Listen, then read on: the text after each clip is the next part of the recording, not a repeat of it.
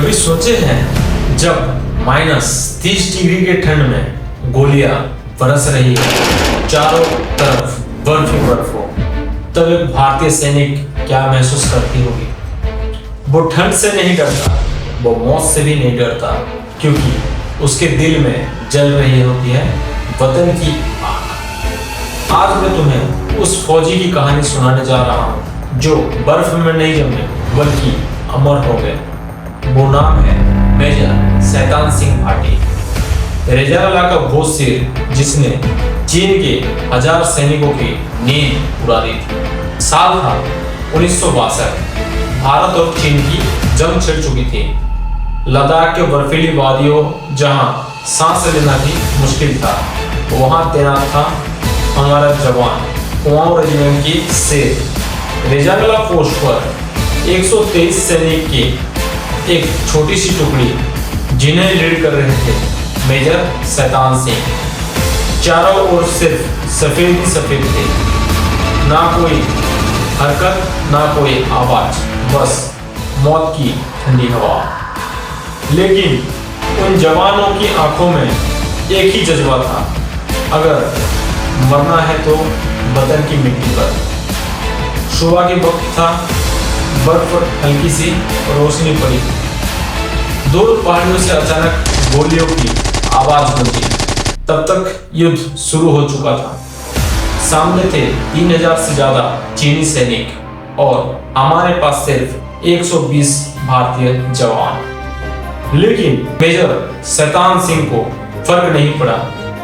उन्होंने बस इतना कहा, याद रखो पीछे हटना नहीं है, ये मां भारती की आदेश है। हर जवान ने अपनी जगह संभाल ली, कंधों पर बंदूक, दिल में देश के नाम और होठों पे बस जयकारा, भारत माता की जय। दुश्मनों ने चारों दिशाओं से हमला बोला। पहले गोलियों की बौछार हुई, फिर ग्रेनेड बरसे, लेकिन हमारे जवानों ने मोर्चा नहीं छोड़ा। उन्होंने इतने सटीक फायरिंग की कि चीनी सैनिक पीछे हटने पर मजबूर हो गया।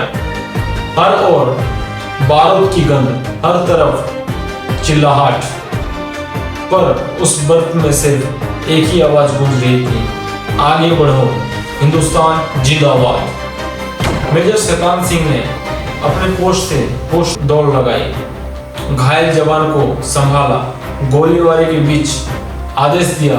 एक गोली उनके पास फूटा, पूरी शरीर जख्मी हो गई, पर उन्होंने अपनी राइफल नहीं छोड़े। वो बोले, मैं जिंदा हूं और जब तक सांस है लड़ाई जारी रहेगी। अब गोलियां खत्म हो चुकी थी। हर जवान के पास कुछ ही राउंड बचे थे, पर किसी ने पीछे से हटने का नाम ही नहीं लिया।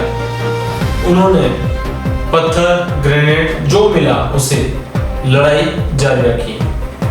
मेजर शैतान सिंह गोलियों के बौछार के बीच अपने साथियों को प्रेरित करते रहे। वो जख्मी थे, लहूलुहान थे, पर उनके चेहरे पर मुस्कान थी। उन्होंने अपने आखिरी शब्द कहे, मां भारती को प्रणाम कहना। बेटे ने वादा निभा दिया। फिर उन्होंने अपनी बंदूक सीने से लगाई और उसी बर्फीली धरती पर हमेशा के लिए सो गए। जब युद्ध खत्म हुआ और बचाव दल वहां पहुंचे तो नजारा देखकर हर भारतीय जवान अपने मोर्चा पर ही मिले। किसी की उंगली अभी भी ट्रिगर पर थी, किसी की बंदूक अभी भी दुश्मन की ओर तानी हुई थी। रेजाला का उस बर्फीली घाटी में आज भी वो जज्बा गूंजता है। 120 जवान ने अपनी जान देकर रेजाला का 1 इंच भी दुश्मन का हाथ नहीं जाने दिया। दुनिया ने तब जाना, भारतीय सेना शहीद होता है मगर झुकता नहीं। मेजर शैतान सिंह की मरणोपरांत मिला परमवीर चक्र, भारत की सर्वोच्च वीरता सम्मान। उनकी बहादुरी आज भी हर सैनिक के दिल में जिंदा है। उनके नाम सुनकर आज भी हर भारतीय का सीना चौड़ा हो जाता है। आज की पीढ़ी शायद मोबाइल स्क्रीन पर ही जंग देखती है, पर असली युद्ध तो उन वीरों ने अपनी आखिरी सांस तक लड़ा था। आज जब तुम आजाद हवा में सांस ले रहे हो तो याद रखना, ये हवा किसी की कुर्बानी से आई है। मेजर शैतान सिंह, आप बर्फ में जमे नहीं थे, आप अमर हो गए थे। अगर तुम्हें ऐसी ही असली वीरों की कहानी सुननी है तो इस वीडियो को लाइक करें, अपने दोस्त के साथ शेयर करें और चैनल सुमन कमांडो को सब्सक्राइब करें। तब तक मिलते हैं अगले वीडियो में और एक ऐसे ही अमर वीरों की कहानी के साथ। तब तक के लिए जय हिंद, जय भारत।